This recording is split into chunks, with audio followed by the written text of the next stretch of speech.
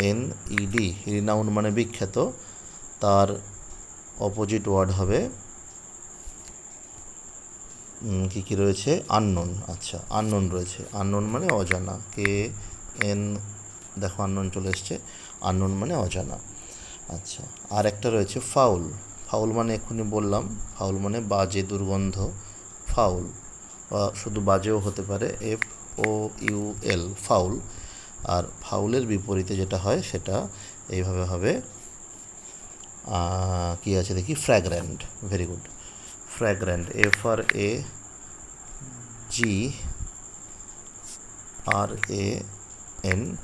ফ্র্যাগ্র্যান্ট। তাহলে তোমাদের হয়ে গেল মোটামুটি, এগুলো হচ্ছে বিপরীত শব্দ। আরেকবার পড়ে দিচ্ছি। ডিফিকাল্ট মানে কঠিন, তার বিপরীত ইজি মানে সহজ। ওয়াইল্ড বন্য, ডোমেস্টিক গৃহপালিত। হ্যাপি মানে হচ্ছে আনন্দিত। স্যাড দুঃখিত। সিভিয়ার তীব্র, জেন্টল হালকা।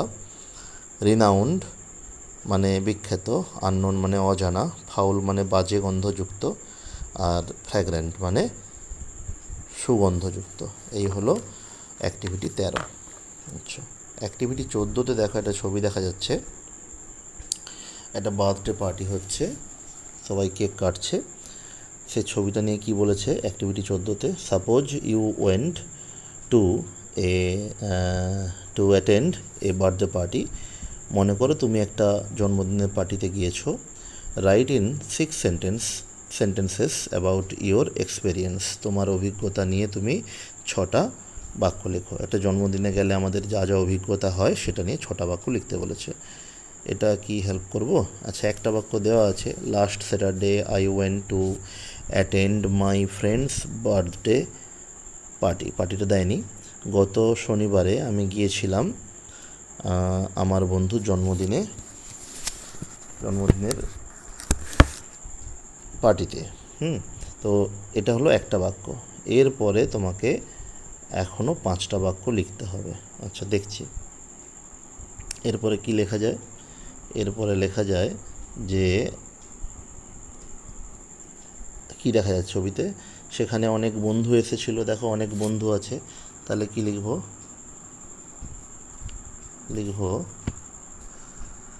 there were many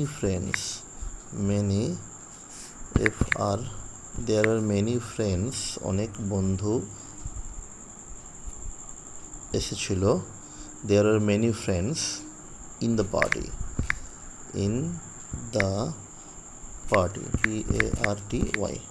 তাহলে কি লিখলাম? there were many friends in the party, পার্টিতে অনেক বন্ধু এসেছিল।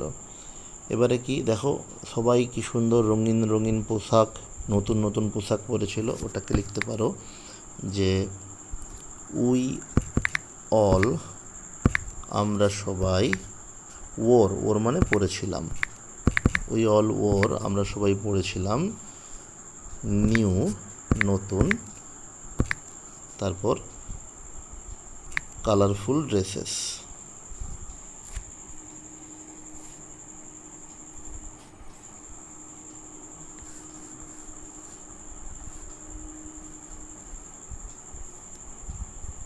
New colourful, COLOUR, colourful, FUL, colourful dresses, DRESSES, colourful dresses হলো। আচ্ছা, আর কি দেখা যাচ্ছে? আর সেখানে একটা বড় কেক কাটা হয়েছিল। তাহলে আমরা 2টো বাক্য লিখে ফেলেছি। বড় কেক কাটা হয়েছিল, কি বলবো না, আচ্ছা, মাই ফ্রেন্ড FRIEND,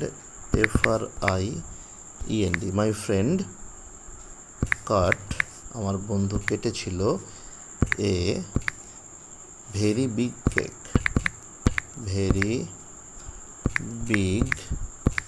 কেক, খুব বড় কেক হলো।